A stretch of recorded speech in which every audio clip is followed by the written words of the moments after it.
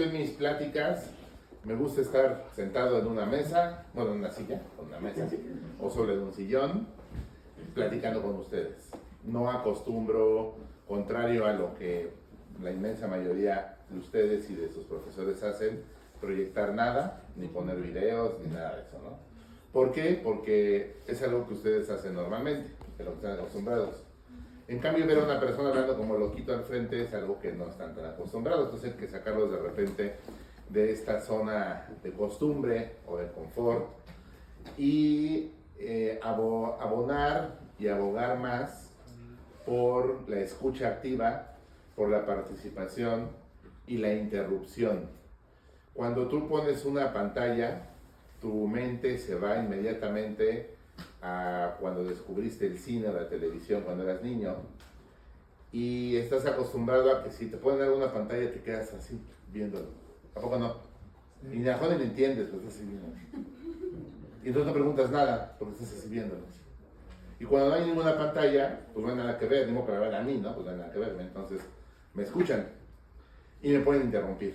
Es como si fuera una plática, ¿no? Este acomodo de las sillas, así como las ven, se llama estilo prusiano de educación, que es uno atrás del otro. Y eso fue inventado en Prusia, ¿no? En la Revolución Industrial, para generar niños y jóvenes obedientes y ordenados. Que eso es totalmente contrario a lo que se desea de la educación. Queremos niños desobedientes y desordenados en el buen sentido de la palabra. Porque un niño obediente pues no pasa de ser obrero, ¿no? No pasa de seguir las órdenes que le den como borreguito y difícilmente van a proponer, difícilmente van a tener creatividad. En cambio, el acomodo de las sillas en círculo o semicírculo es de María Montessori, de Paulo Freire, de Freinet, de Vygotsky, de Piaget y un largo etcétera respecto a los pedagogos que estoy enlistando. Ellos dicen todos estamos igual, o sea, hacemos un círculo, todos nos vemos de frente y el facilitador o el profesor, que ahorita vamos a platicar de ese término, está en medio, pero se dirige a todos por igual, ¿no? Entonces aquí pues no se puede porque el auditorio ya está construido así y así están los de todas las universidades del mundo, ¿no? Prácticamente todas, lo cual está mal, ¿no? O no forzosamente está bien. Entonces por eso me gusta poner una mesa y platicar, ¿no? Esa es la explicación de, no crean que se me olvidó el PowerPoint, ¿no? O el Canva, o que no jaló el internet para poner el video, que es lo que les pasa a muchos. Bien chicos, traigo en el teléfono, igual para no gastar hojas de más, algo que escribí para ustedes, que yo le llamo el decálogo de la divulgación científica respecto de la conservación de la fauna silvestre. El ciclo de conferencias lo explicaba el doctor Ricardo, a quien le agradezco profundamente la invitación, a él y a la facultad. Y bueno, aprovecho también para decirles que el doctor Ignacio Martínez Laguna, que es mi jefe, el vicerrector de Investigación y Estudios de Posgrado de la UAP, les mando un saludo a ustedes y en especial también al doctor Ricardo. Me lo acaba de decir, bueno, es que le avisé que ya llegué para que vean que no choqué. Entonces me dijo, por ahí salúdame a los chicos, los tengo que saludarlos, si no se lo encuentran. Oigan, Eduardo, ¿les mandan mis saludos? No, pues me regañan a mí. Aparte es el de las becas. Y es el de las becas, entonces abusados. Bueno, vamos a dedicar durante 2 horas, entonces sería sumamente desgastante e incómodo para mí y ustedes hablar aquí 2 horas solito. Entonces les pido que me interrumpan, no se esperen hasta el final para hacer preguntas. Yo traigo mi decálogo anotado para que, pues si me interrumpen no hay bronca, me regreso y así en qué punto me quedé. Entonces lo pueden hacer, ¿sale?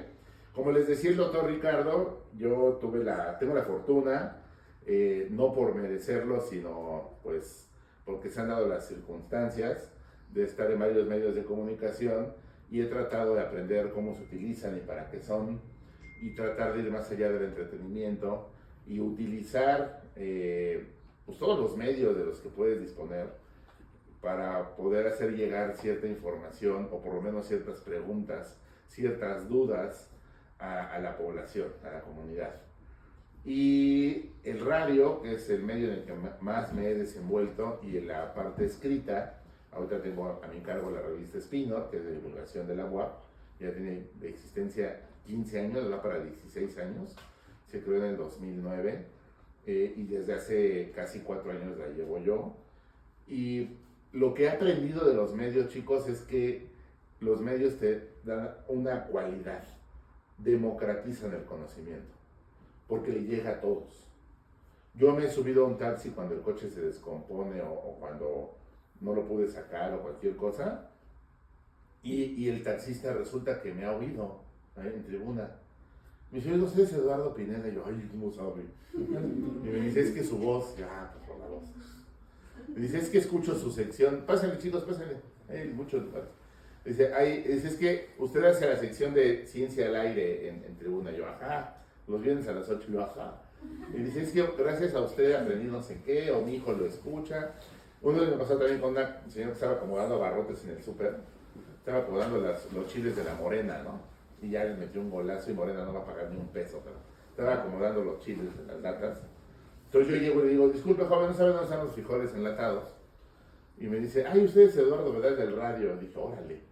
Entonces me di cuenta, con esos dos comentarios, han sido otros, pero con esos dos, me di cuenta que la comunicación te ayuda a democratizar el conocimiento, o sea que llega a todo mundo. Desde la señora que vende gorditas hasta la rectora de la universidad, el gobernador. Me he llevado la sorpresa de que gente que yo ni me imaginaba que oía en el radio que se interesaban por la cultura como los diputados, me han escuchado. Y entonces eso es muy padre, pero también te da una responsabilidad de qué hacer con el conocimiento y cómo hacerlo llegar a todo el mundo, de una manera accesible. Entonces, derivado de ello, como les decía el doctor Juan, pues yo me he dedicado a la divulgación científica. Y el primer punto en el decálogo que les hice, dice, definir qué es la divulgación científica. Que ustedes tengan claro qué es la divulgación. ¿Alguien me puede decir para ustedes qué es la divulgación científica? ¿De qué va este término? Les doy un tip para ahorita y para sus clases. Cuando les pregunten algo, vayan a la etimología de la palabra. Cuando estudien, busquen la etimología.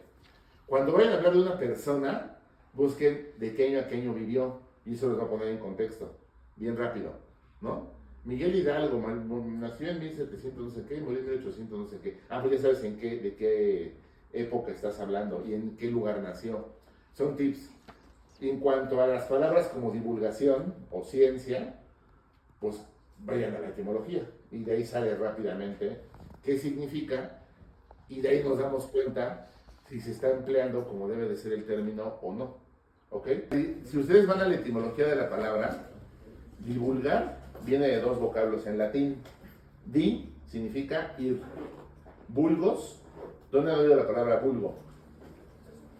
¿Han oído el Helicobacter, el Lactobacillus vulgaris? Son los búlgaros, como que es el yogur, ¿no? ¿Por qué se llama Lactobacillus vulgaris? ¿Cómo se construyen los nombres científicos? A ver, ustedes son médicos, veterinarios o biólogos o especialistas en fauna, usan muchos términos en latín y usan nombres de especies, ¿no? Y médicos veterinarios. Entonces, usan nombres de especies, deben saber que todos los nombres de las especies están en latín o latinizados. Entonces, lactobacilo, pues quiere decir que es un bacilo, es una bacteria de la leche o asociada a la leche, entonces lactobacilo. Vulgaris, vulgo en latín significa popular, común y corriente, perteneciente al pueblo, perteneciente a una mayoría. Eso significa vulgo. Por eso cuando dices lactobacillus vulgaris, son los lactobacilos más comunes y corrientes del mundo. ¿Sale? Eso significa. Y por eso el nombre de esa bacteria es así. Entonces, lo vulgaris es aquello que es común. Entonces, si yo digo divulgar, digo ir al pueblo, ir al vulgo. Entonces, cuando digo divulgación científica es ir con el conocimiento científico al pueblo. Entonces la pregunta inmediatamente que nos deberíamos hacer es, ¿y por qué debemos ir al pueblo? A ver, ¿quién me dice por qué debemos ir al pueblo? ¿O por qué debemos hacer divulgación? O sea, ir a la comunidad, ir a la gente. ¿Por qué tenemos que hacerlo? ¿Acaso la gente va a llegar como pacientes cuando ejerzamos nuestra profesión de veterinarios? ¿O la gente va a llegar, hay que proteger a la gente para que no construyan la carretera y impidan el paso y el flujo genético en el desarrollo evolutivo? Pues no, ¿verdad? Son animalitos. Entonces, ¿por qué tenemos que ir a la gente? Para hacer de manejo público de información. para democratizar la información, hacer el manejo público. Ajá. Punta, nada más antes de Sí. Entonces, podríamos decir que también vulgarizar sería una Popularizar. forma clasista de manejar la palabra, hacerlo de acceso al pueblo. Sí, claro. Lo que pasa es que la palabra vulgar está malentendida, se usa como algo peyorativo. Dices, no seas vulgar cuando dices malas palabras o estamos alburando al de junto. Pero no, eso sería ser, no ser grosero, no ser, no realizar vejaciones de lo correcto. Vulgar es del pueblo, lo común. Entonces, ser vulgar no es ser grosero, es ser o hablar como habla todo el mundo. Entonces, esa es una pequeña confusión con el término, ¿no? Qué bueno que me lo preguntaste. Entonces, vamos al pueblo, primero que nada, porque el pueblo solito no va a venir. ¿Por qué el pueblo no va a venir? Porque están empecinados en esto, están empecinados en las series, en Netflix, ahora ya hay un chorro de plataformas, Amazon, HBO, no digan que no es inglés, no sé qué Premium, no sé qué Premier, no sé qué TV, no sé qué VIX, Entonces, la gente no le importa el conocimiento científico. Eso es una máxima de la cual tenemos que partir, chicos. A ustedes les importa, pero vean cuántos son. Ahora ven cuánta gente hay aquí en Tecamachalco, el grueso de la población. ¿Qué porcentaje representan ustedes? Pues súper poquitititititito, ¿no? Y ustedes son los que están generando, bueno, primero aprendiendo y luego generando conocimiento. Y ese conocimiento hay que llevarlo al vulgo, o sea, a esa mayoría. Pero ese vulgo no le importa un reverendo cacahuate el conocimiento. A ellos les importa sobrevivir, les importa trabajar para sobrevivir, para obtener un sueldo, y les importa lo que la publicidad, la mercadotecnia y los medios masivos de comunicación les dicen que es importante. La moda, los viajes, cambiar el coche, ciertos muebles, ciertos paseos, cierto antro, cierta chela, cierto partido de fútbol, el Super Bowl, la novela, ahora la serie, ¿no? La ropa, el cómic, eso es lo que la gente cree que es importante. Entonces, como para la gente no es importante la ciencia, la gente no va a venir a tocar la puerta de aquí de la 4 Sur, o la 3, no va a venir la gente a tocar la puerta de la 3, a decir, oiga, me da conocimiento, es que yo no sé. Yo jamás he visto eso, Solamente lo veo cuando se forman los chavos allá afuera de CEU para su examen de admisión. Y ahora ya es en línea, pues ya ni eso, ¿no? Pero de ahí en fuera no. Y van muchos de ellos por costumbre o porque los mandaron sus papás, no porque realmente quieran aprender cosas. Y eso se nota desde el primer semestre. Yo he dado clases, pocas veces me he dedicado más a la divulgación, que al final son un tipo de clases, y me doy cuenta que los chavos que llegan al primer semestre, la mitad ni querían esa carrera, ¿no? Están ahí porque no les quedó de otra, porque los obligaron, porque era lo que seguía de la prepa. Entonces, pues ahí siguen, ¿no? Pero que llegue alguien y diga, oye, yo quiero conocimiento, eso no pasa. Entonces, por eso tenemos que ir.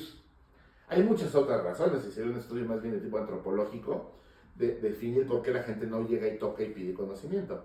Pero bueno, es algo que ocurre en la realidad. Entonces, como personas que aprendemos y generamos conocimiento, tenemos que ir al pueblo. Y ahora ya el CECITI, lo que antes era el CONACYT, pues ahora ya nos obliga a hacerlo, ¿no? Ya no es que queramos. Como científico, si quieres mantenerte en el SNI o postularte al SNI o que te sigan dando tu beca o tus puntos, tienes que hacer divulgación. Y entonces nosotros que estamos en la dirección de divulgación científica de la UAP, ahora sí llega la gente, ¿no? Ay, quiero publicar, ay, quiero dar una conferencia, ay, llévame con tus niños indígenas, ay, no sé qué, vamos a una primaria con los microscopios, sí. Ahora, si quieres, ¿no? Pues ahora te esperas. Porque ahora vamos a llevar a los mejores.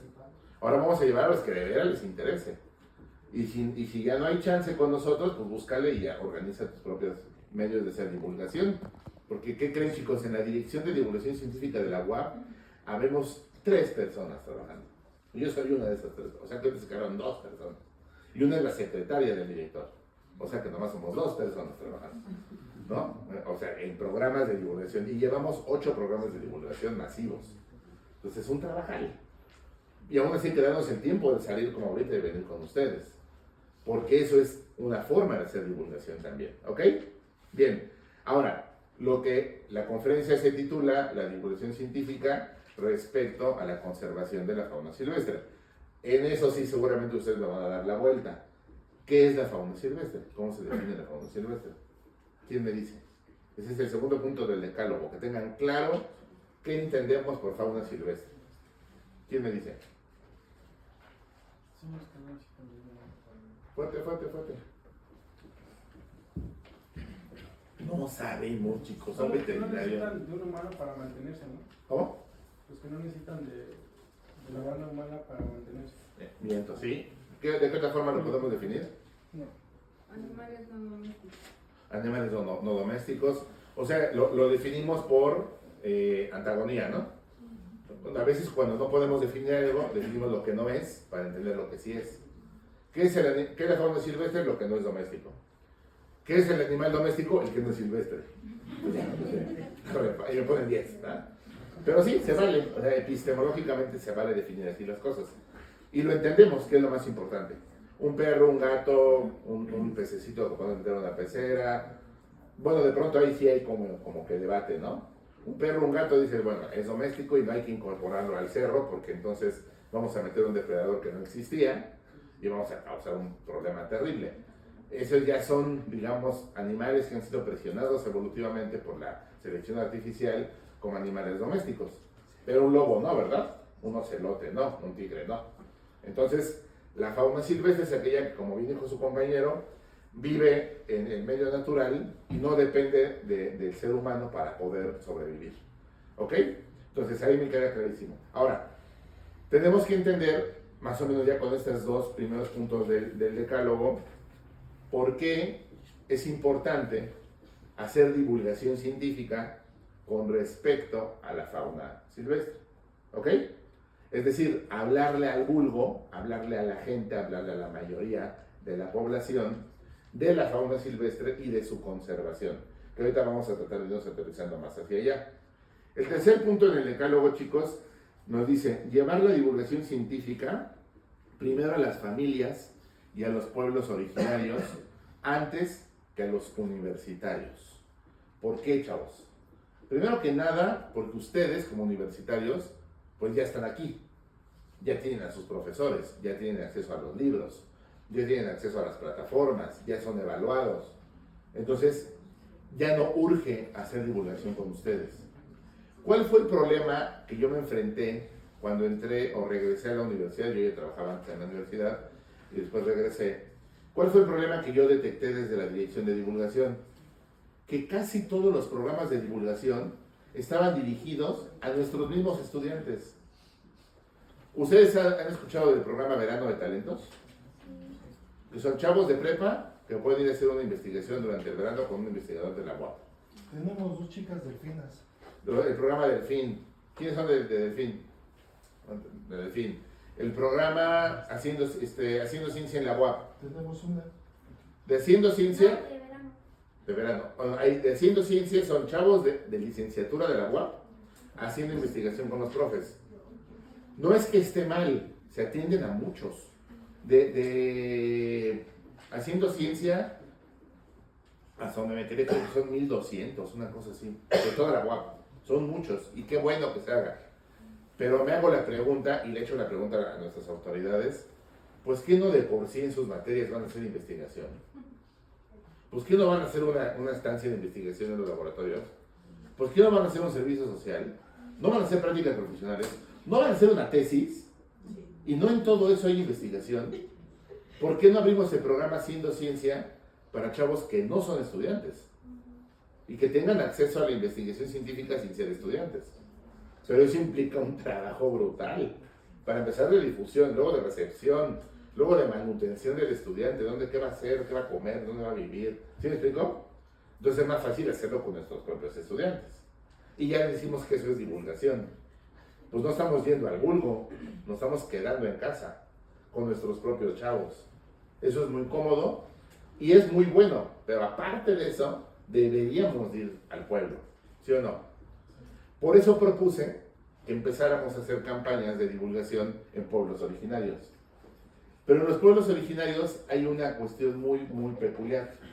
La gente adulta, la gente de más de 30, por ejemplo, ya tiene una especie de cerrazón hacia el conocimiento que proviene de la academia, de la universidad, y es completamente aceptable y normal. Los niños tienen mucho más apertura. Entonces empezamos a trabajar con niños y a través del niño le pegas a la familia del niño, porque el niño no va solo, va la mamá. Entonces la mamá también te escucha la plática o escucha el taller o lo toma, porque dices, pues una vez sale acá, pues y le señora, toma el taller. Y entonces empieza a cambiar un poquito la forma de pensar. Pero aquí tenemos un problema en el que me quiero estacionar tantito. Hacer divulgación en pueblos originarios es una cosa realmente que requiere realmente mucho análisis, mucho cuidado y hacerlo con pincitas. Les quiero decir por qué. ¿Y por qué quiero hablarles de los pueblos originarios? La fauna silvestre, ¿dónde se encuentra mayoritariamente? A ver, vamos a recordar, no sé si lo conozcan, al doctor Eckhart Boeg. ¿Han oído hablar de él? Él es antropólogo, es emérito del INA, de la ENA, de la Escuela Nacional de Antropología e Historia, que es la escuela del INA. El INA es el instituto, la ENA es la escuela. Él fue profesor durante 60 años en la ENA, actualmente ya por su edad, tiene 86 años, es emérito. Y ha sido asesor en temas indigenistas de los últimos 4 presidentes de México, incluyendo a Claudia Sheinbaum. Una cosa es ser asesor y otra cosa es que le hagan caso, ¿no? Pero al menos ser el asesor, pero no le han hecho caso. Claudia como que le empieza a hacer caso según lo que me contó Eckhart. Bueno, Eckhart Boeg, junto con otro cuate que se llama Víctor Toledo, igual de ruco que él, igual de grande que él, porque también tiene más de 80. Víctor Toledo es biólogo, seguramente Ricardo lo sabe, todos los biólogos lo sabemos. Los dos fueron mis profes. Fueron nosotros, por ejemplo, ¿no? Sí, Toledo ha dado clases a medio mundo de biólogos de México y de otros países. Bueno, Toledo y Eckhart escribieron un libro sobre biodiversidad. Y hay un apartado, ven que los libros en las universidades escriben, cada capítulo es como que el artículo de un profe, juntaron todos y hicieron un libro, para los puntos. Entonces, pues así sí se hace el libro también, son artículos reunidos. Entonces, en ese artículo, capítulo del libro, que es un artículo, Eckhart y Víctor exponen algo genial. Fíjense nada más la correlación. Ellos dicen, donde hay pueblos originarios, primero que nada, ¿cómo se detecta un pueblo originario? Es aquel donde más del 50% de sus habitantes habla la lengua nativa. Por ejemplo, náhuatl, o popoloca, o totonaco, o tomí, zapoteco, ¿sale? Más del 50%. Entonces ya ubican al pueblo originario. Aquí hay un pueblo originario. Ahora ubican su entorno. Resulta que donde hay pueblos originarios, el entorno, el medio natural, está mejor conservado. Está más cuidado, menos explotado. Porque ellos, a través de la lengua que se preserva su cultura y se preservan sus saberes. ¿Ok? ¿Cuáles son los saberes de los pueblos originarios? Pues son los que han heredado de generación en generación, porque ellos no van a la universidad. Y qué bueno, ahorita les digo por qué, y qué bueno que no van. Ahora, mantienen el conocimiento tradicional. Y en el conocimiento tradicional, el uso sustentable y sostenible de los recursos naturales es prioridad. Nada más que ellos no le ponen esa etiqueta, no usan esa palabra, pero lo hacen. Hacen algo que se llama gestión de la energía. Tú dices, ahí llevo la materia de gestión de la energía y me enseñan un chorro de formulitas. Bueno, ¿sabes cómo hace la gestión de la energía la gente de las comunidades? A través del ahorro, de captación, uso y ahorro de la leña. ¿Cómo creen que se bañan? Con leña. ¿Cómo creen que cocinan? Con leña. ¿Cómo creen que calientan sus hogares en época de frío? Con leña. No llega el gas, no llega la luz. Entonces, ¿quién gestiona la energía? ¿Quién gestiona que la leña no se acabe? ¿Quién gestiona que no se tale de más el monte? Porque si no, ellos ya saben cuánto tarda en crecer un árbol. Ellos ya saben que a partir de que echas la piña del pino viable, falta que sea viable, ya es viable, le echas a la tierra, ¿en cuántos años tienes un pino grandote de 20 metros y un tronco de 30 centímetros? Pues como en 60 años, ¿no? Ellos lo saben porque lo aprendieron de sus abuelos. Entonces saben que ir a talar los pinos y quemarlos no es tan fácil. Y luego, ¿de dónde agarro más madera, no? Es lo que le pasó a los mayas. A ellos se los atarogaron y pensaron que los recursos naturales eran eternos y se los llevó el tren. Entonces, eso de la película Apocalipto de Mel Gibson no es cierto. Se los llevó el tren por talar los árboles. Entonces, pero a muchos pueblos de esta zona del país lo saben perfectamente. ¿Quién cuida la leña? Las mujeres. Porque son las que se quedan a cocinar, las que prenden el boiler, las que bañan a los bebés, a los niños chiquitos. La gestión de la energía, de la biomasa vegetal en este caso, que tiene cautivo el carbono que va a ser liberado a través de la combustión, son las mujeres. Y no lo saben, pero lo hacen. Ellos hacen un montón de cosas que nosotros ya les pusimos nombre en la universidad, pero lo hacen perfectamente y mucho mejor que nosotros. Entonces, ¿qué es lo que pasa? A ver, ¿quién creen que va a cuidar mejor a la fauna silvestre o la va a conservar mejor? Pues esas comunidades. Y esas comunidades son a las que tenemos que llegar a hacer divulgación. Pero no les vamos a ir a enseñar el hilo negro, porque ellos ya lo saben. En serio, yo he llegado como biólogo desde que era estudiante a las comunidades rurales y les trato de enseñar algo y quedo en ridículo de una manera tremenda. Porque te dan 3 vueltas. O sea, no tiene ningún nombrecito, ningún tecnicismo, pero todo lo que tú les puedas enseñar, ellos ya lo saben. Pero hay algo que no saben, y es lo que nos toca a nosotros apoyarlos. No saben cómo defenderse de las empresas transnacionales. No saben cómo defenderse del crimen organizado. No saben cómo defenderse de los cárteles de la droga. No saben cómo defenderse de la gente que llega a talarles el monte. De eso no saben qué hacer. No tienen armas, no están organizados, no están acostumbrados, no saben qué recursos legales tienen que utilizar, no saben cómo explicarle a la gente que los recursos que se están llevando, que están atropellando, son necesarios y para qué son necesarios. Solo intuyen que son necesarios. Lo intuyen desde hace miles de años, pero les cuesta trabajo explicarlo. Primero por el idioma y segundo porque la gente que llega a explotarlos normalmente es gente de ciudad, con una visión sumamente discriminatoria, con una prepotencia del tamaño del mundo, y entonces la gente de los pueblos intimida. Eso es en donde tenemos que hacer divulgación. Quien va a conservar la fauna silvestre realmente son ellos. Nosotros desde las aulas no hacemos nada, chavos. Neta, nada. Pero nada. O sea, ni a la carretera sales, ¿no? Estás en el salón.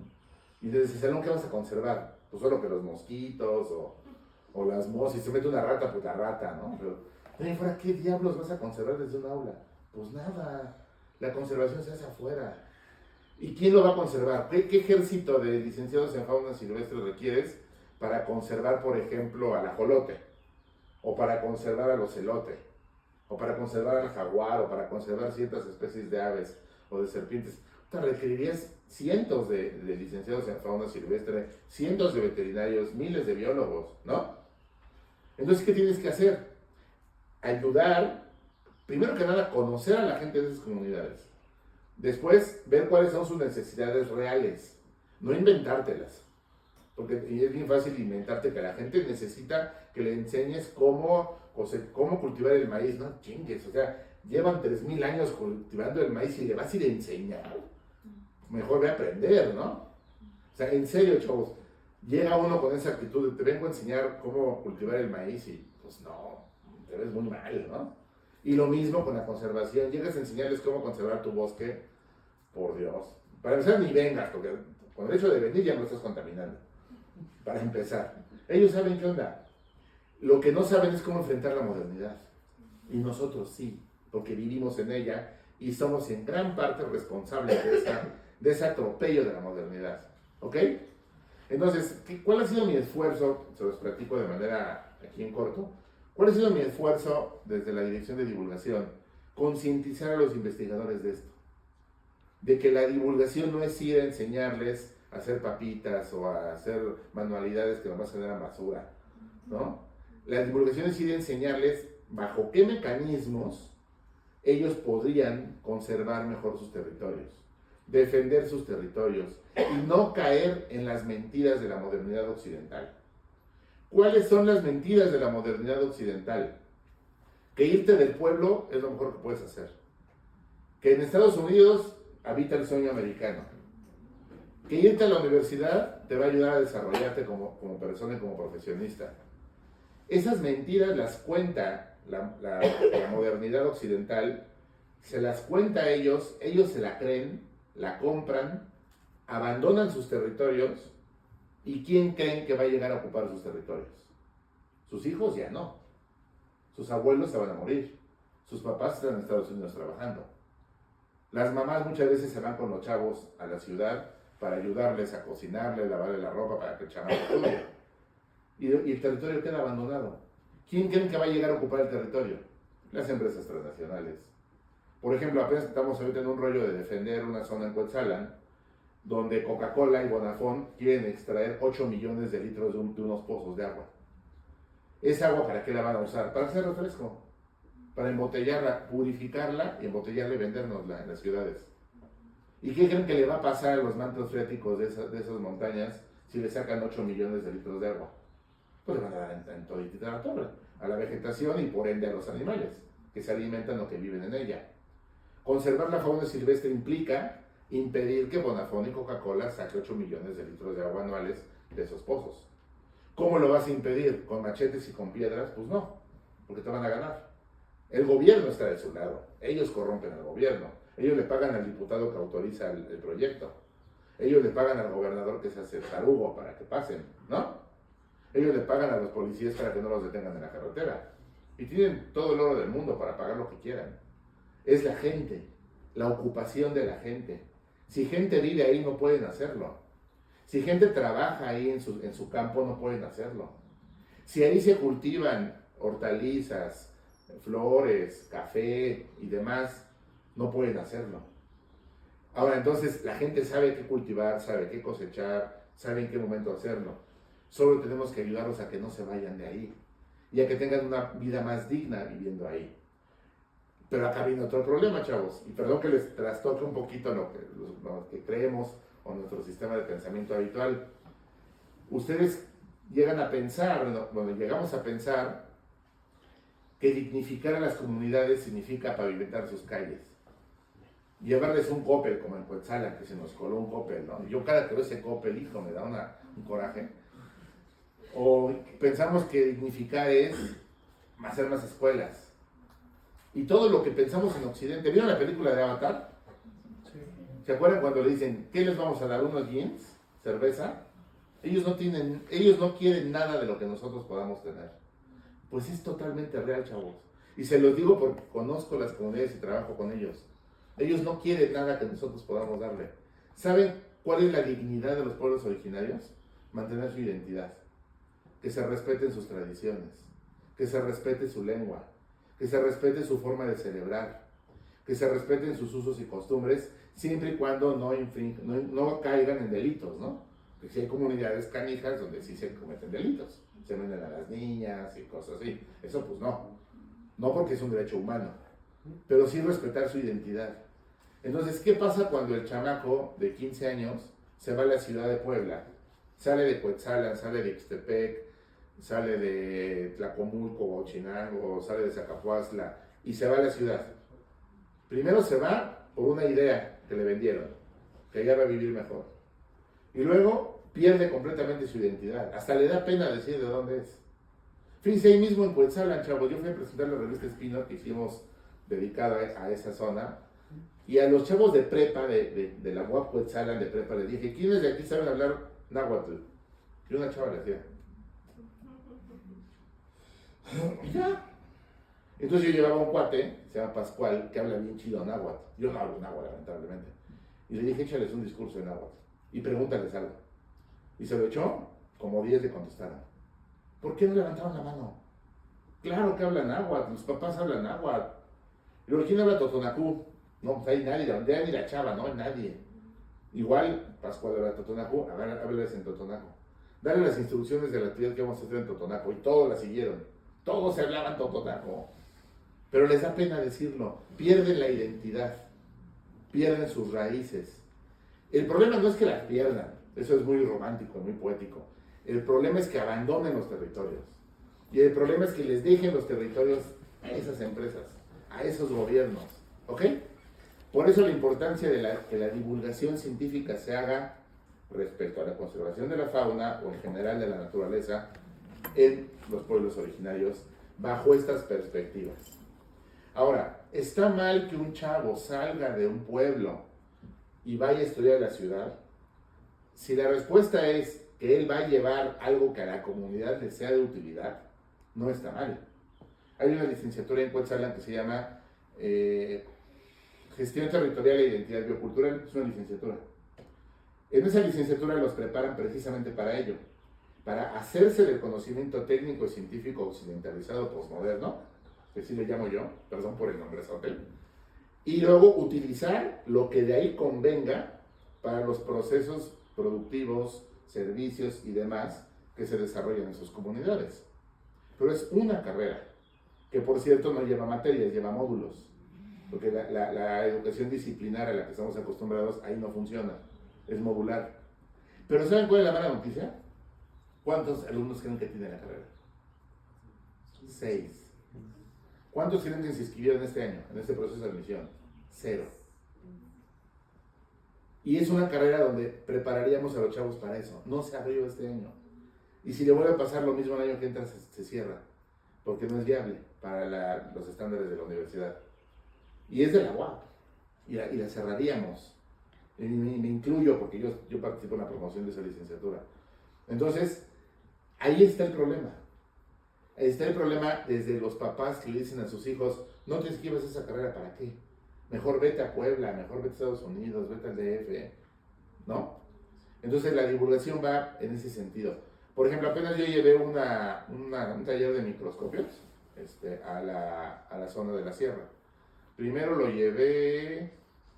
¿Dónde lo llevé? Ahí por Zacatlán. Como a 1 hora de distancia de Zacatlán empiezas a bajar. Bajas como 1000 metros. Y abajo es un calorón, es como una especie de pozo, ¿sí?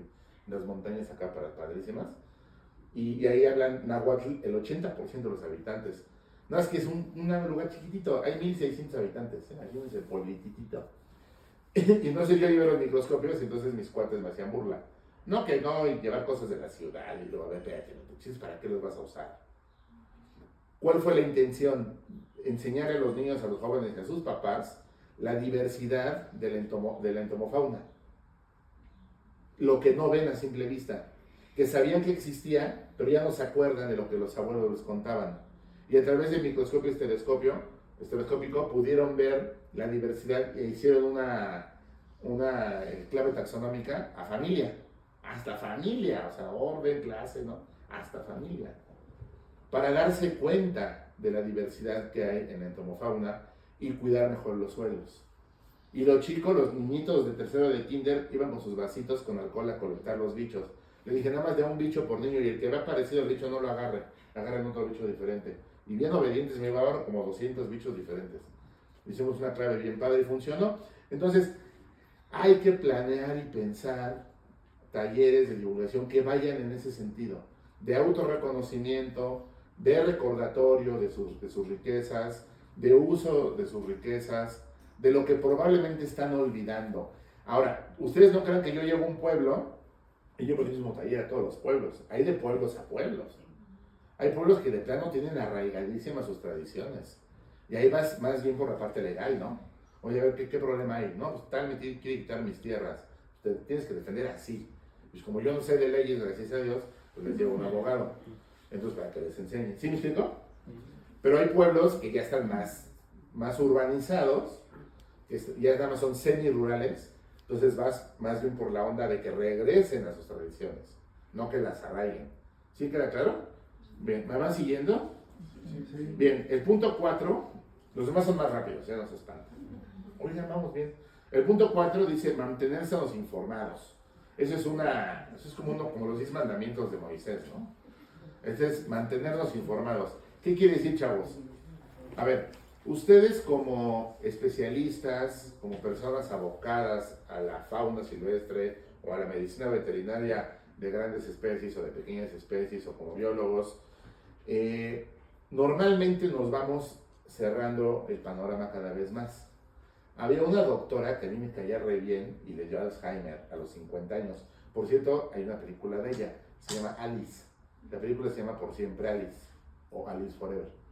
Bueno, Alice era una pedagoga gringa, psicóloga, pero dedicada a la pedagogía de las primeras infancias, que estudiaba cómo aprende un niño, ¿no? Estudiaba cómo aprende un bebé, desde el lenguaje, la adquisición del lenguaje, luego la psicomotricidad fina y demás. Bueno, el resumen es que en una de sus conferencias que yo tuve el placer de ver allá en Estados Unidos, ella dijo una frase con la que me quedé, no le entendí nada a la conferencia, porque yo no soy psicólogo ni pedagogo, ¿no? Ya después me informé más y ya, ahora que la recuerdo le entiendo un poco más. Pero en ese entonces me quedé con una frase que cómo hacía que me peleara con mis profes en la carrera. Siempre se las echaba de enfrente cuando me caían gordos, ¿no? O cuando empezaban de prepotentes. La frase decía, era respecto de la sobreespecialización en la ciencia. Y la frase decía, el sobreespecialista acaba sabiendo tanto de tan poco que al final sabe todo de nada. Y ponía el ejemplo de los biólogos, de los entomólogos, que se especializan en la tercera patita izquierda de la cucaracha. Y le preguntas por el ala de la mosca, no sé de qué estás hablando, eso es de otro planeta. A mí pregúntame de la pata izquierda de la cucaracha. ¿De todas las cucarachas, doctor? No, solo de esta cucaracha. Solo de esa cucaracha, no, solo de esa cucaracha que habita en este cerro, que de los demás ya no sé ni madre, ¿no? Ese es el problema de la sobreespecialización. En la medicina pasa un chorro, chavos. Yo tengo un cuate oncólogo y le pregunto algo de una gripa y no sabe. Oye, pues es que estoy en medicina, ya se me olvidó, porque me he clavado en la... Fíjense, él es cirujano, es neuro-oncopediatra. O sea, su sobreespecialización es quitar tumores de los cerebros de los niños cuando tienen cáncer. Pero le dices, ¿cómo me quito una diarrea y te manda por un peptobismol? Entonces, ese es el problema de la sobreespecialización. No quiere decir que mi mensaje sea que no hagan un posgrado, si no el doctor Nacho va a correr, ¿no? Sí hagan posgrados, pero no abandonen lo demás. Sean eclécticos, ¿sí? Hagan un posgrado porque les encanta, porque hay trabajo, por lo que quieran.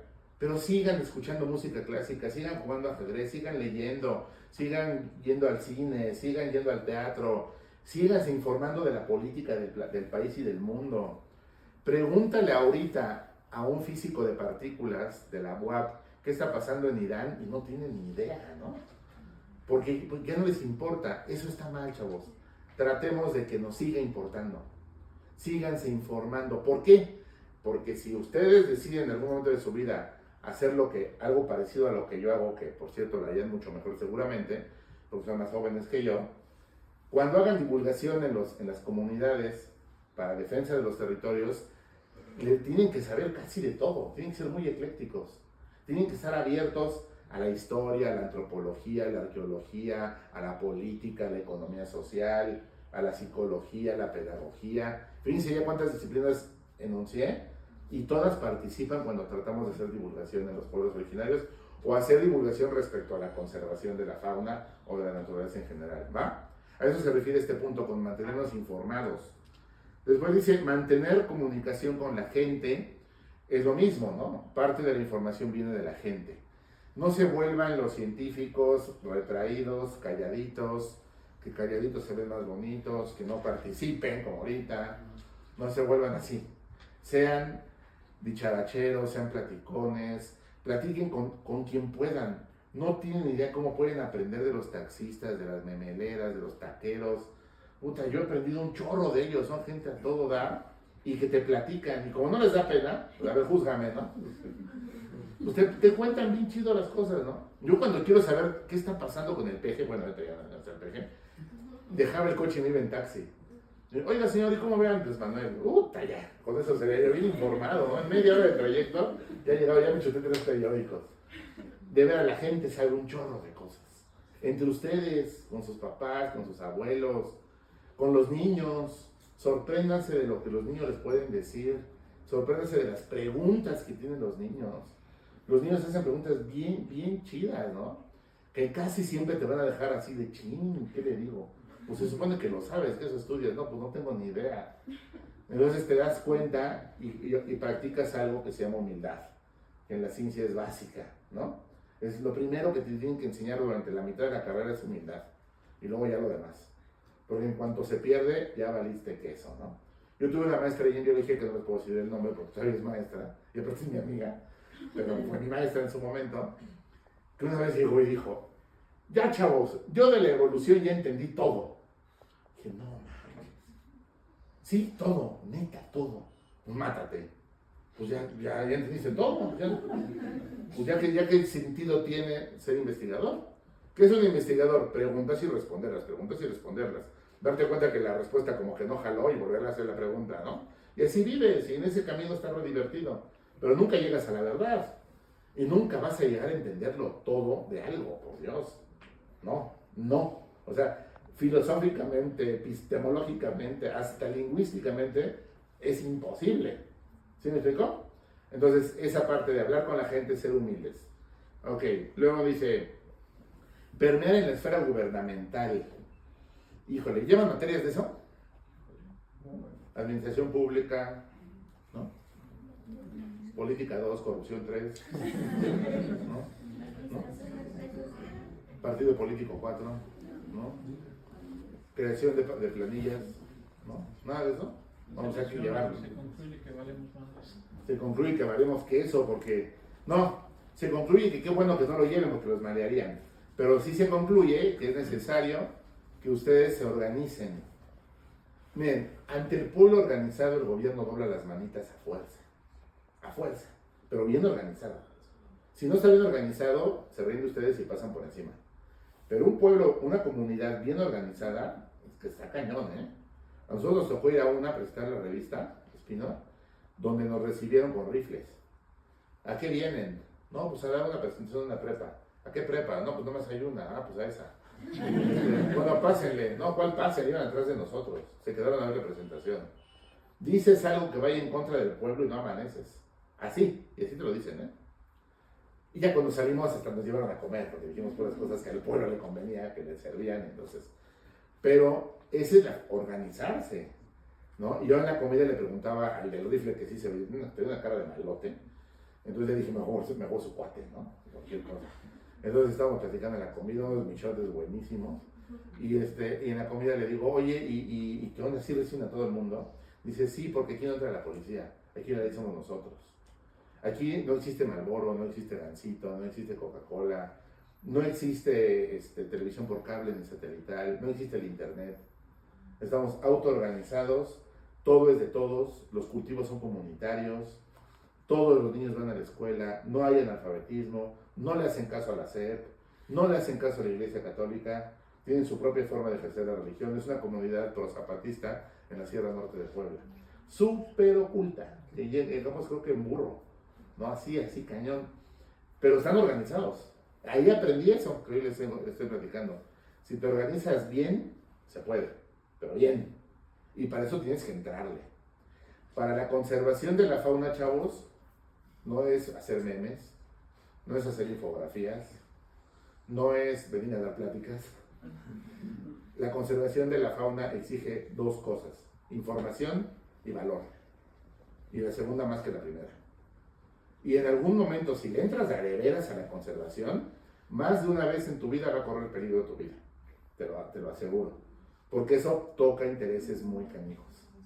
Eso toca intereses económicos enormes y políticos enormes. Y ahora del narcotráfico. Ahora los territorios ya nos interesa Coca-Cola, ahora les interesa a los cárteles. ¿Dónde voy a sembrar más amapola? ¿Dónde siembro más mota? ¿Dónde pongo mis laboratorios clandestinos? ¿Dónde pongo mis pistas de aterrizaje de mis avionetas que traen cocaína de Colombia para llevarlas al otro lado? ¿Dónde? Pues en el cerro. ¿Y qué hay en el cerro? Pues vida. ¿Y qué estudiamos nosotros? La forma de conservarla. Entonces, ¿con quién nos enfrentamos? Con ellos. Eso requiere valor, y mucho. ¿Va? Entonces, para que lo vayan pensando, ¿no? Y vayan viendo qué hacer, cómo armarse de ese valor que en algún momento... Claro que su valor no va a ser a través de un arma, su valor es a través de la academia. Lo cual está bien padre, pero los pone más en riesgo. Porque como digo que te defiendes a librazos, ¿no? Entonces te defiendes de manera inteligente. Entonces hay que a laptopsazos, o a celularzazos. Te doy con mi Google Maps. Te pego con el Meet. Vale. Teamsazos. Vale. Luego, hacer valer los recursos a los que por ley se tiene derecho, como la radio comunitaria o las redes sociales. Ese es el otro punto en el decálogo, ese es el séptimo punto en el decálogo. A ver, chavos, ¿para qué usan el internet? Los memes están chidos, no nos vamos a meternos los memes. A eso los dejamos. Aparte de los memes, ¿para qué usamos Facebook, Insta, TikTok. ¿Cuál otra? YouTube. YouTube. ¿Cuál otra? Spotify. A ver, ¿quién de ustedes sabe que en Spotify hay un podcast de la revista Spinner que hacemos en la UAP, donde divulgamos el conocimiento de los autores que publican en la revista? ¿Quién lo sabía? Nadie, ¿no? Fíjense. Pero ¿quién ubica en menos de 30 segundos la playlist de Maluma en Spotify? Pues todos, ¿no? O bueno, Maluma ya creo que me quedé atrasado. ¿Quién es el actual ahorita? ¿Dani qué? Bad Bunny. Ese, o el otro Dani no sé qué. Dani Flow. Ese mero. Y lo sé por mi hija, ¿eh? Tiene 13 años. Lo sé por ella. Entonces, hay que usar, chavos, las redes sociales para hacer divulgación.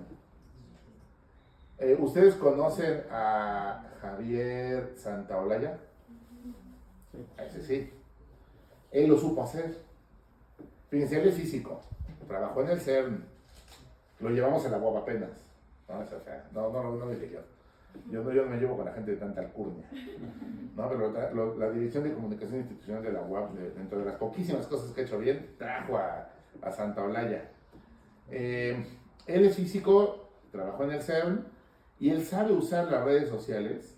Vean cuántos seguidores tiene en YouTube, cuántas reproducciones tiene cada uno de sus videos de divulgación de física. Millones. Vive de eso y vive re bien. No les voy a decir porque no puedo decirlo cuánto cobró por ir a la UAP. Cobró muy bien, pero muy bien. Y eso cobra cada que va a dar una conferencia, ¿no?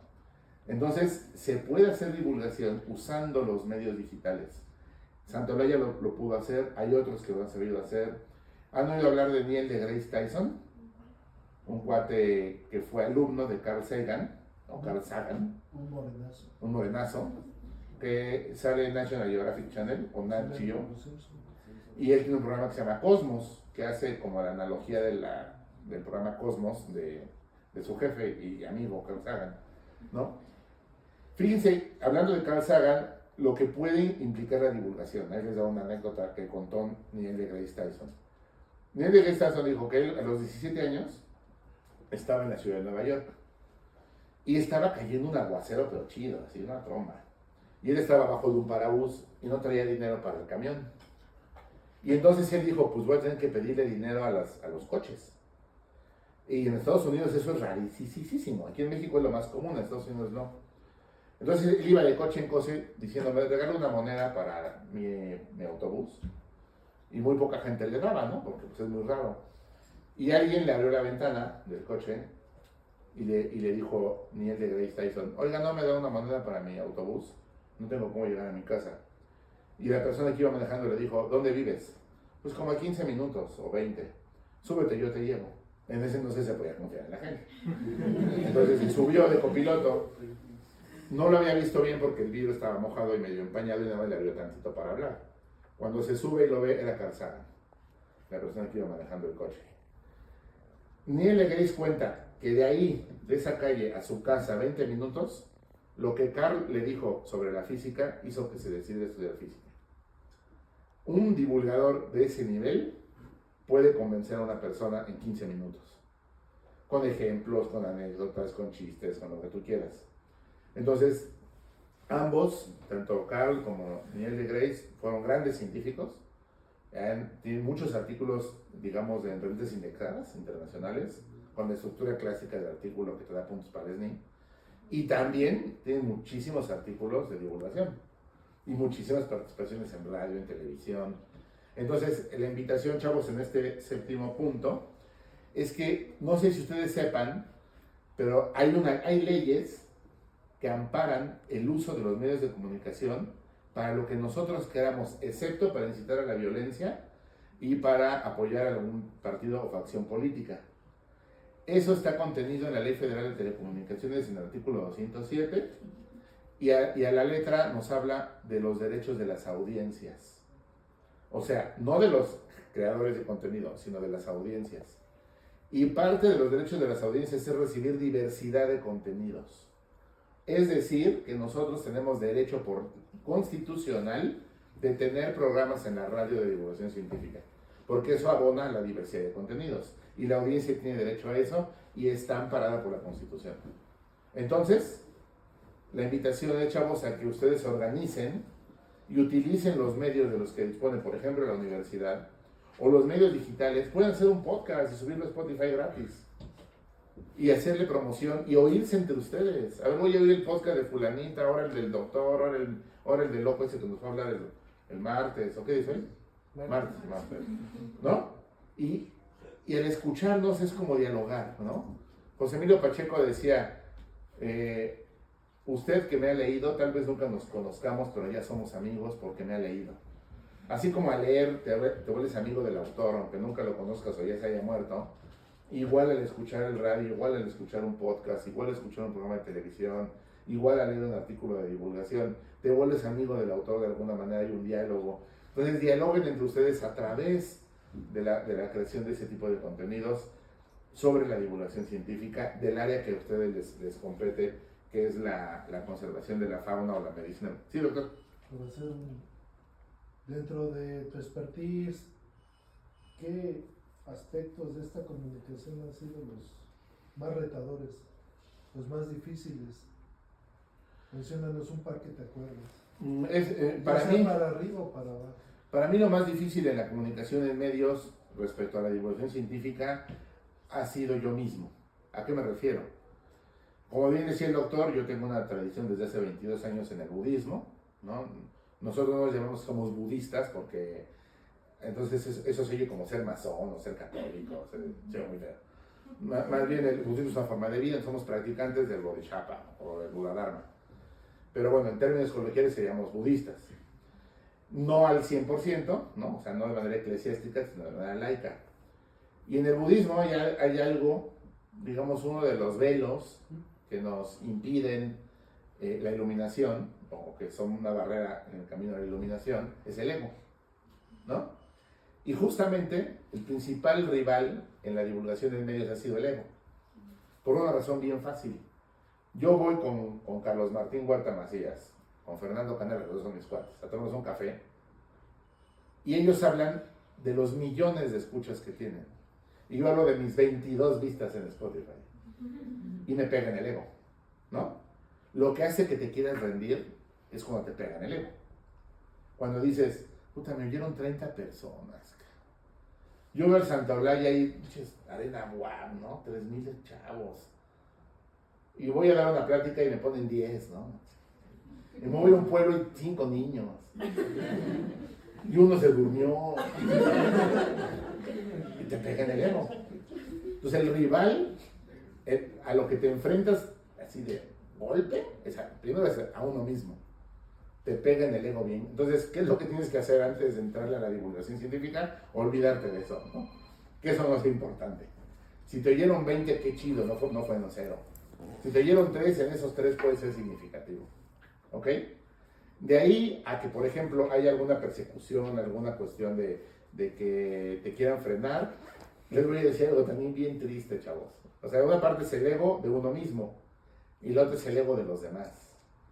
¿Saben quién ha sido mi principal rival? Mis propios compañeros, ¿no? Entre ustedes como veterinarios hay un dicho, ¿no? ¿Cuál es el peor enemigo de un veterinario? ¿Cuál es el peor enemigo de un divulgador? Exactamente, ¿no?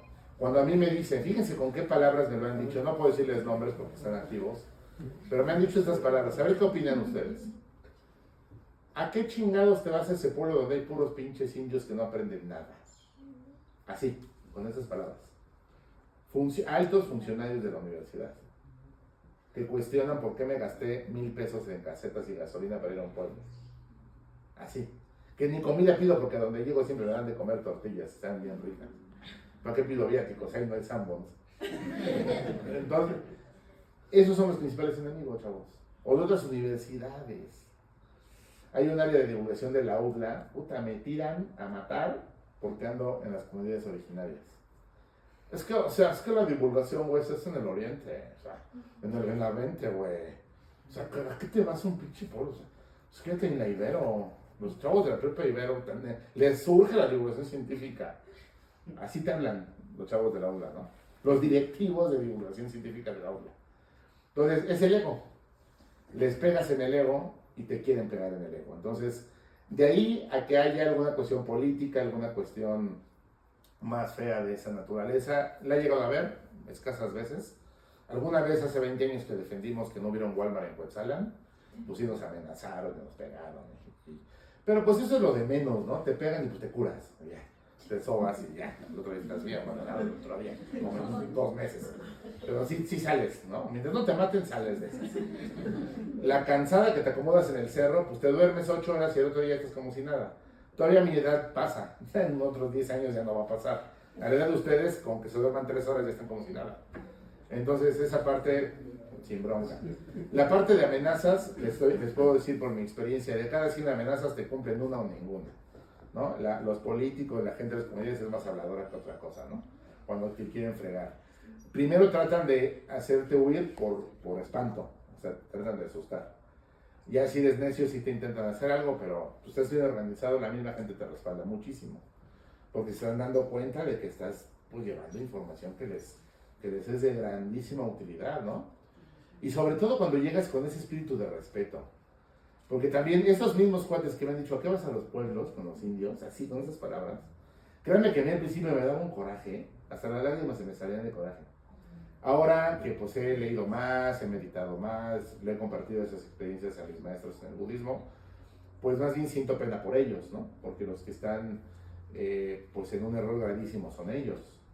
Los que tienen que trabajar mucho, esa parte son ellos. Esos comentarios de discriminación lo que hacen es pues demostrarte un rencor, coraje, ira, frustración, y todas esas son expresiones de sufrimiento.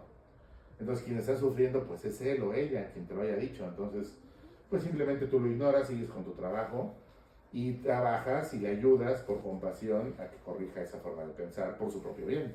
No por el de la gente de las comunidades, la gente ni se entera lo que dijeron. Y ni modo que eso os vaya a contar, ¿no? Entonces cuento a ustedes porque un día les va a pasar.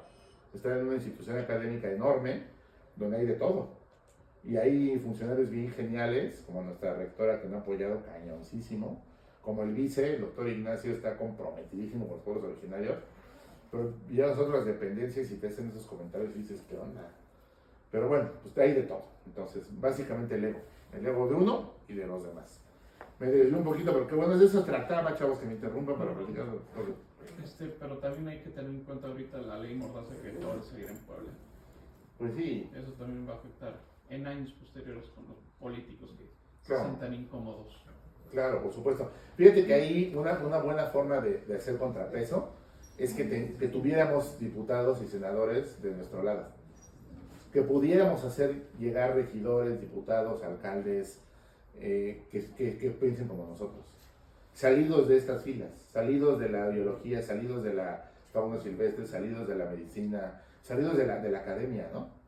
Entonces, por eso yo celebro cuando en algunos, aquí en México pues casi no se ve, pero cuando hay países donde llegan a ser funcionarios gente emanada de otras esferas.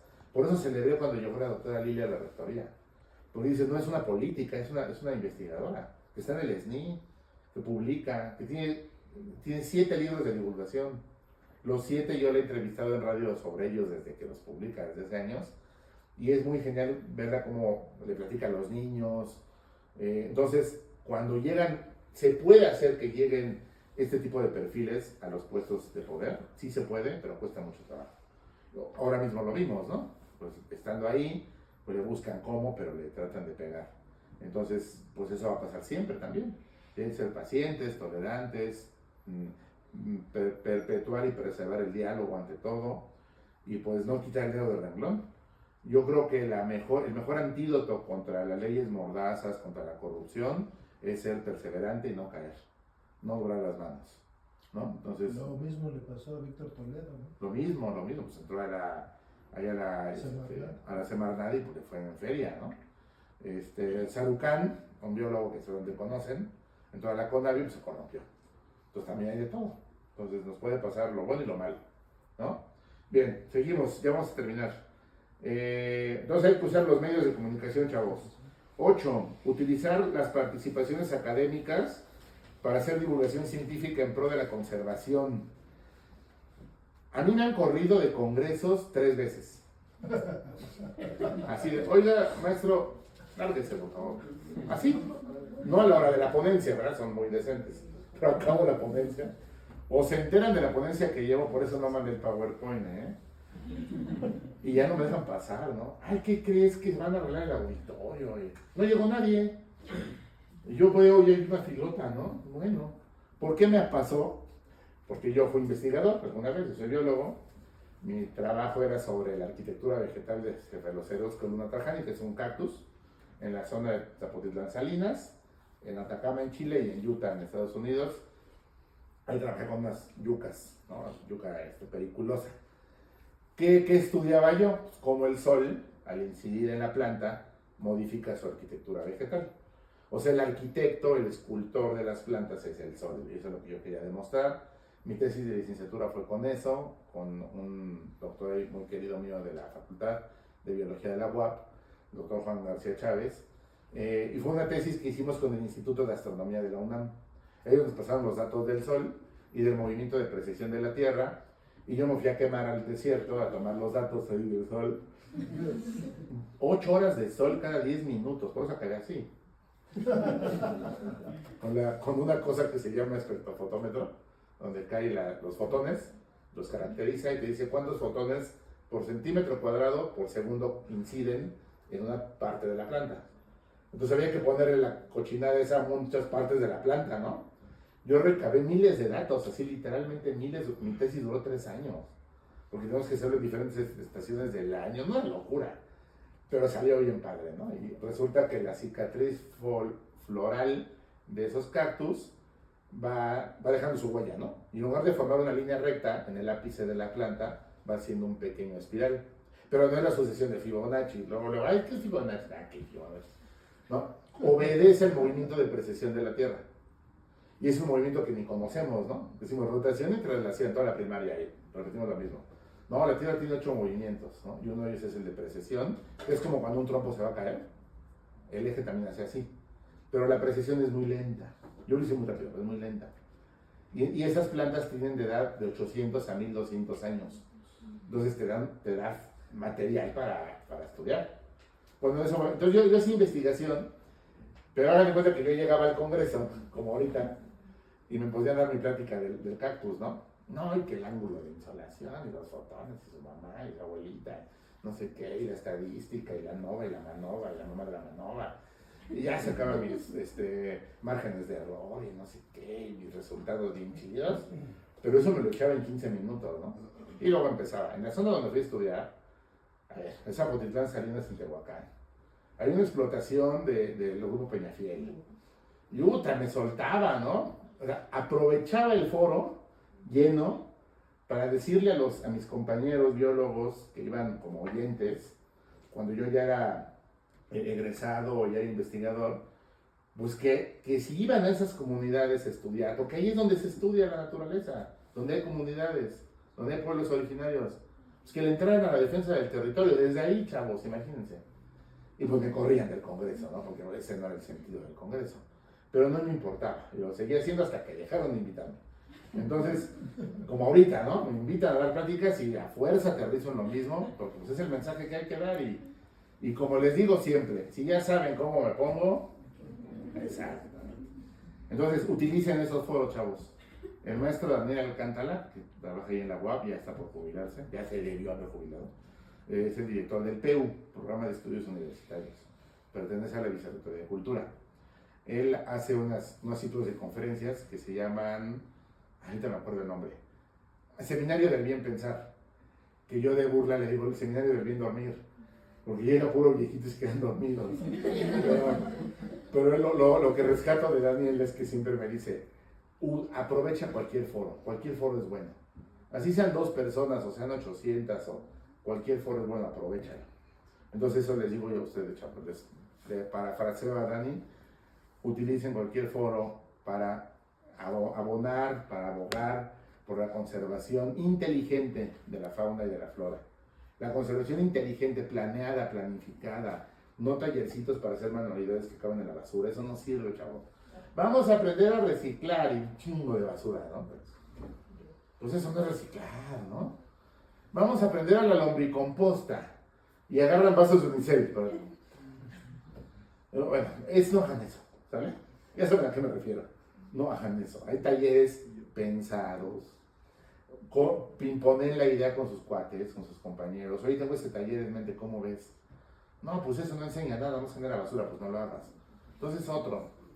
Funciona más que la propia comunidad te solicite. Claro, ¿qué necesita? ¿Qué necesita? Fíjense lo que dice eso el doctor, y aprovechando que nos queda un ratito, les cuento algo. Cuando estaba Mario Marín de gobernador, yo ya andaba en estas ondas. Y entonces yo fui a Cuetzalan, que en esta zona he trabajado mucho. Y Mario Marín fue, y coincidió que yo estaba ahí chambeando cuando llega el gober. Y entonces el gober llega y le dice a la comunidad, en su micrófono, ya ven que les ponen sus collares de flores, y abajo, atrás su vaca, que dice, a inauguración de no sé qué porquería, ¿no? Y llega y dice, les voy a construir en 2 años un hospital. Y toda la gente, ¡no! Yo estaba ahí en medio de la gente, ¿no? Entonces ya con los que me llevaron, uy, ¿por qué no? No, pues aquí hay curanderas. Yo, ¿por qué queremos un hospital? ¿Qué es eso? Y Marín, no, es que el hospital va a traer el desarrollo y la justicia y la fregada. Y vamos a hacer un hospital. Y pues hizo el hospital. La gente le decía, se hizo una asamblea de 8 personas. Yo fui a la asamblea de Metiche. Y la gente le dijo, señor gobernador, queremos una cancha de básquetbol. Es mucho más barata que el hospital. No, un hospital. No, queremos una cancha de básquetbol. No, que aquí se hace lo que yo digo. Pues se puso el hospital. A los 2 años de construir el hospital, yo regresé a algo. Y el hospital estaba en ruinas. Un elefante blanco, vacío. De preguntar a la gente, ya me llevaba con más gente. Y les digo, oye, pues ¿qué pasó? Dicen, pues nadie quiere el hospital, necesita. No vas a llegar a inventarles el hilo negro. El gobernador llegó parándose el cuello con su hospital que nadie usó y sirvió para una porquería, ¿no? Ahora está lleno de plantas, es un terreno baldío. Yo sigo pasando por ahí está el hospital. Mario Marín Torres, no, ¿cierto? Pero yo quiero poner con plumón Mario Marín Torres.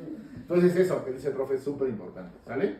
Hay que escuchar a la gente. ¿Qué necesitan para planear talleres de divulgación y pláticas? ¿Sale? Luego, faltan 2. Plantear en cada proyecto de tesis temáticas de divulgación. ¿Por qué? A ver, por una razón bien fácil. Cuando egresen y quieran ser investigadores y pertenecer al SNI, el CECITI, antes cuando así, les va a pedir hacer divulgación, practíquenlo desde la tesis. A ver, no sé si a ustedes les pasa, a mí me pasaba en la carrera. A mí me enseñaron el ciclo de Krebs, ¿no? En la carrera. En biología celular 2. Me pareció tan encantador que así metabolizara una célula y así respirara. O sea, respirar sin pulmones, así le decía yo, ¿no? Que era una cosa chingoncísima. Ese ciclo de Krebs no tiene madre. Todavía a la fecha me entusiasma, imagínense cuando tenía 20 años, ¿no? Pues yo llegaba a mi casa y le contaba a mi mamá el ciclo de Krebs. Y mi mamá, no, ma, es que fíjate que no sé qué, la mitocondria, la chica. No me entendía nada.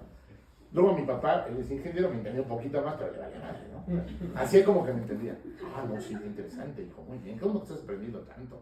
Lo que pagamos no se vale. Mi hermano era médico y pues con él sí me explayaba, ¿no? Él estaba estudiando medicina, ya que había acabado medicina, entonces él y yo platicábamos bien padre. ¿Qué les intento decir? Cuando ustedes aprenden algo nuevo, inmediatamente les dan ganas de platicarlo, ¿sí o no?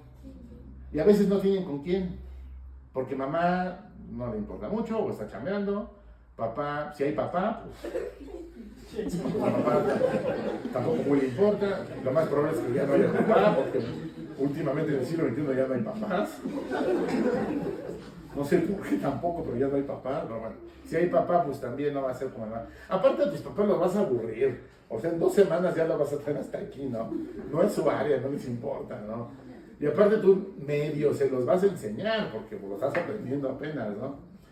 A mí, bueno, luego mi mamá me sacaba preguntas así de ese tipo de fenómenos biológicos, y yo no sabía qué onda, ¿no?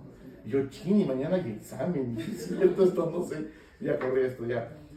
¿A qué me refiero? Si la familia o no le importa o pues no tiene tanto caso, o sea, está padre que los platiques, afuera hay un grupo de gente a la que le urge esa información. Si te entusiasma lo que estás viendo en la tesis, lo que estás haciendo, tu proyecto, sal y platícalo. Pero platícalo de una manera metódica e institucional. Es decir, haz divulgación de lo que estás aprendiendo. Y si lo que estás aprendiendo es conservación de fauna, pues ve a las comunidades durante tu tesis, el sábado, el domingo, júntate con tus cuates, vete al cerro y platícale a la gente lo que estás haciendo en la tesis. Y te vas a traer un montón de información tuya para ti que vas a incorporar en la tesis. O vas a cambiar el rumbo de la misma, si es que no iba por ahí. O la vas a abandonar, ¿no? Cuando te des cuenta que está muy mal lo que estás planteando. O vas a cambiar de asesor, ¿no? Ay, este asesor me dijo que hiciera esto y en la comunidad de Ari que no le sirve para nada, ¿no? Voy a acabar como con el hospital de Mario Marín. Entonces mejor cambio de asesor. Pero algo va a pasar bueno, ¿no? Cambiar de asesor, por ejemplo. Ustedes van a crecer mucho como estudiantes si lo platican. Aparte, había un viejo loco físico que se llamaba Fermat, creo que Fermat. Y él decía, en la medida que tú sabes enseñar, es que le entendiste. La metacognición, ¿qué es metacognición? Aprender a aprender, o sea, ¿cómo aprendí? Darme cuenta, fíjense, en el budismo hay algo que se llama meditación. La palabra meditación viene del concepto budista Gom, que es tibetano, Gom, así G-O-M. Bueno, no es G porque usan otras letras, es sánscrito, pero se escucha Gom. Entonces, ¿qué es lo Gom? Es darte cuenta y familiarizarte con tu propio pensamiento. ¿Cuántas veces vas por el mundo y tu mente está como loca, no? Y vas manejando, vas en la combi, o vas caminando y vas pensando en la novia, vas pensando en el fútbol, vas pensando en el examen, en el profe que te cae gordo, en el asesor que quieres cambiar de tesis, en el viejo loco que dio la plática. Y vas, piensa y piensa, y no te das cuenta, pero lo vas pensando. ¿En qué momento te das cuenta que tu mente está como loca todo el tiempo? Cuando te paras, te sientas, exhalas, cierras los ojos, te concentras en tu respiración y a los 3 segundos tu mente ya está todo lo que da. ¿Cuándo lo ven ustedes? Si nunca han meditado, no les estoy diciendo que mediten, no es una plática de budismo, pero si quieren, sí mediten. ¿En qué momento te das cuenta que tu mente está en la locura? Antes de dormir. Te acuestas, apagas la luz, cierras los ojos y tu mente empieza, pero bien loco, ¿a poco no? Parece que ni sé qué te metiste. Y no te metiste nada, es que así es la mente. Así está acostumbrada todo el día, pero hasta que te vas a dormir te das cuenta. Bueno, cuando hacemos meditación nos damos cuenta conscientemente y tratamos de observar esos pensamientos, cómo llegan y se van, hasta que en un punto logramos concentrarnos solo en la respiración y eso te da una claridad de pensamiento bien bonita. Bueno, pues así como te puedes familiarizar con tu propia mente, te puedes familiarizar también con el hecho de poder comunicarte con las personas y escuchar las necesidades de las personas. Estar presente. Yo tengo una garantía absoluta, meto las manos al fuego y apuesto todos mis bienes, o sea, nada, bueno, este reloj de Temu de 60 pesos, yo apuesto mi reloj de 60 pesos de Temu a que todos ustedes, su cuerpo está aquí. ¿Sí? Sí, mira, otro reloj de Temu. Pero no apuesto ni siquiera un granito de azúcar a que su mente esté aquí. Les apuesto que su mente está en otro lado. Bien rápido. Y de repente hago un chiste, de repente los vuelvo a traer la atención, porque sé que su mente anda en otro lado. Si supiera que su mente está acá, no hago eso, ¿no? ¿Para qué me exhibo? Entonces me exhibo para traer su mente de regreso. ¡Hey, acá estamos! Cuerpo, jala tu mente, que no se vaya, ¿no? Entonces traten ustedes de enfocarse, de concentrarse. Eso hagan cuando planeen un examen, cuando estén en clases, cuando tomen un café, cuando coman. Todo lo que hagan, háganlo consciente de lo que están haciendo, plenamente presentes. Y van a ver qué bonito es el mundo y cómo se disfruta la vida de otra manera. Bien, el último consejo, ya para irnos, incidir desde sus centros de trabajo en la divulgación en pro de la conservación. Ya decíamos que una cosa es incidir desde la tesis, desde el estatus de alumno. Ahora también la invitación como último punto de este decálogo es incidir cuando ya trabaje. O si ya trabajan, muchos de ustedes a esta edad ya dan clases en alguna prepa, en alguna secundaria, o tienen alguna labor que tiene que ver con Están en clínicas. O están en clínicas. Desde sus centros de trabajo traten de incidir ya en la divulgación científica. Hay una cuestión muy peyorativa de la divulgación, ya se está erradicando un poco, eso es lo único, bueno, de lo poco que le puedo reconocer a la presidenta de México, que le ha metido mucho a la divulgación, pues ella es química, de formación creo, pero antes tú decías, ¿Por qué haces divulgación? Ah, porque eres muy malo como investigador. ¿A poco no? Es como que dices, ¿por qué estudiaste contabilidad? Porque no lleva matemáticas. Es lo mismo, ¿no? ¿Por qué haces divulgación? Para no investigar, para no meterme en rollos con el SNI, para que no me digan que no las revistas indexadas, que no me reboten el artículo, mejor hago divulgación. Era como que lo peor es nada de la ciencia. Ahora no, estamos tratando de reivindicar eso. La divulgación tiene sus chistes, muy cansada, es pesada, pero es sumamente satisfactoria. Cuando ves la cara de alguien que algo le hizo clic, es hermoso, ¿no? Y por último, chicos, los quiero dejar con un mensaje muy breve respecto a dos conceptos que ustedes manejan. Y aquí nada más estás tú como profe, ¿verdad? ¿No hay más profes? No hay más profes, no me digan más profes, chayos, bueno, pero un día van a ser profes ustedes. Entonces tengo un chorro de profes presentes, ¿ya vieron? Todos saben cómo ven las cosas, cambia la perspectiva. Bueno, para ustedes, futuros profes y actuales estudiantes, les quiero platicar dos términos rápidamente que no quiero que confundan y que me encantaría que por lo menos se vayan con esto de la plática. A ver, uno es, ¿cómo hemos dicho durante la plática? Hemos mencionado el término alumno, ¿sí o no? ¿Ustedes son alumnos? El doctor Es peyorativo. es totalmente peyorativo. Él es profesor, yo soy profesor, eso es totalmente peyorativo. ¿De dónde viene la palabra alumno? Viene de dos vocablos en latín. A significa sin, ¿no? Por ejemplo, ateo, sin Dios. Agnóstico, sin sin creencias firmes. ¿Qué otra cosa encontramos la A? Bueno, ustedes lo encuentran en la medicina, ocurre mucho, ¿no? Ablación. Ajá, por ejemplo, etcétera. Bueno, la A significa sin. ¿Y qué queda? Lumno, ¿no? O sea, L-U, lumno. Lumno viene de lumini, que significa luz. O sea que un alumno es un ser sin luz. O sea, cada que les digan alumnos, díganle la tuya. Alumno tu abuela. Yo sí tengo luz. ¿De dónde parte el pensar que un alumno sea un ser sin luz? Pues de la escuela prusiana, que les dije al principio. Por eso se los dije, no más porque no tenía cómo empezar. Se los dije porque el concepto del alumno es, como no tienes luz, vives en la oscuridad. O sea, estás bien ignorante. O sea, estás bien sonso, ¿no? Eso significa. Entonces, yo soy el profesor. ¿De dónde viene la palabra profesor? Del que profesa. ¿Qué se profesa? La verdad. Yo tengo la verdad, tú vives en la oscuridad, por ende, yo tengo la razón, tú te callas, tú copias, yo te dicto, te lo memorizas, te lo aprendes como yo te lo dije, lo pones en un examen como yo espero que lo pongas, porque si no te repruebo y no te gradúas. ¿Sí o no? O sea que el profesor es una figura de autoridad.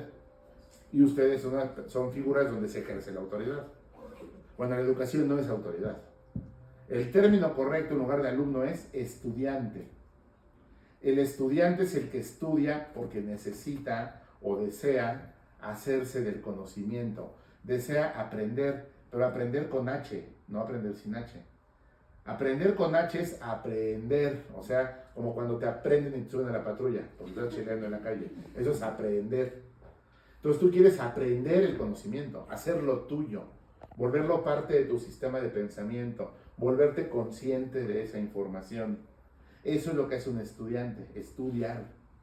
Y el profesor, lejos de profesar la verdad, porque la verdad no existe, o al menos no es accesible a nuestra especie, lo que debe de convertirse es en un maestro, que viene de la palabra magíster, que significaba guía.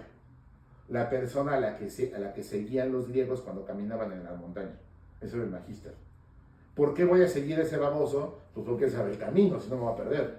Nomás por eso, ¿no? Entonces sigo a mi magíster, sigo a mi maestro, porque él ya tiene cierta experiencia en este camino de la conservación de la fauna, de la biología, de la medicina, entonces lo voy siguiendo, pero en algún momento yo hago mi propio camino, en algún momento yo me bifurco, en algún momento me voy por otra vereda, creo mi propio sendero, le meto el machete a la hierba y hago mi caminito, ¿no?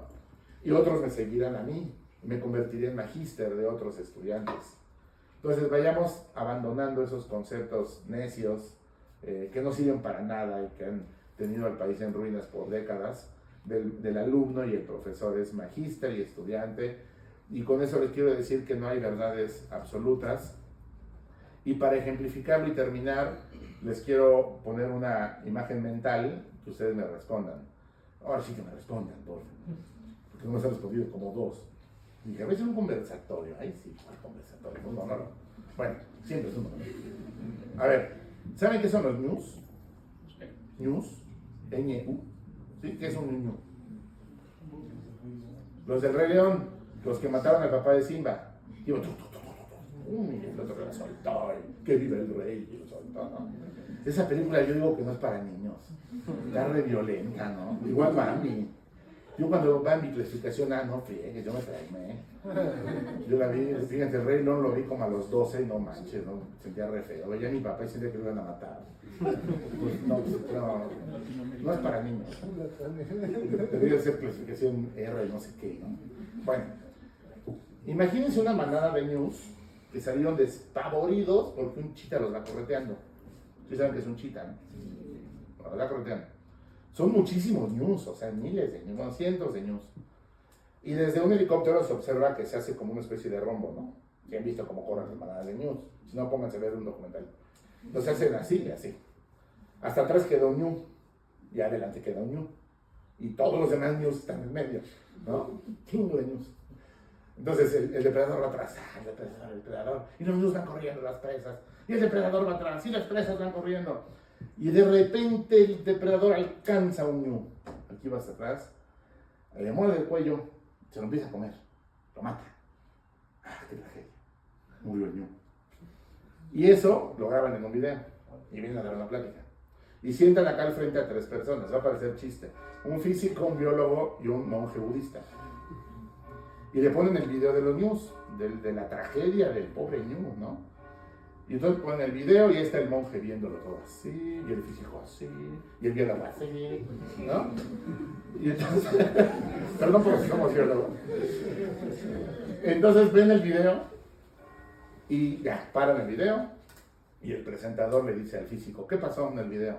Muy fácil, la teoría de los sistemas complejos de Otto von Bertalanffy nos indica que al correr la manada de ñus se convierte en un fluido, ¿no? Aunque son diferentes partículas, el movimiento es un fluido, que bueno, por azar, uno de las partículas queda hasta atrás, formando como siempre un rombo, y como quedó hasta atrás, lleva una velocidad menor al resto de los ñus, y entonces el depredador lo puede alcanzar y comerlo. Y todos así, pinche físico, ¿no? Ya tienen la neta, ¿no? Y le aplauden al físico, el físico se abre su corbata de moño, y ahora va el biólogo, ¿no? Y el biólogo, no, pues a mí me enseñaron la verdad que Darwin dijo que el más débil se lo tragan, o sea, la competencia, ¿no? Seguramente era un ñu enfermo, un ñu viejo, todo ruco, un ñu gordo, un ñu que no podía correr, y como era el más débil, pues a mí me enseñaron por un viejito barbón que se llamaba Darwin, que aprendió economía inglesa y lo trasladó al naturalismo, que todo es competencia, pues aprendió economía de Malthus y de Smith y luego lo llevó al naturalismo, pues seguramente se comió el más débil. Entonces pasó eso, se comió el más débil. Y todos, no, pues sí, no, el biólogo. Ahí se van el biólogo y el físico dándose un tiro, ¿no? Y luego va el monje budista. Dicen, a ver, señor don monje budista, ¿qué pasó?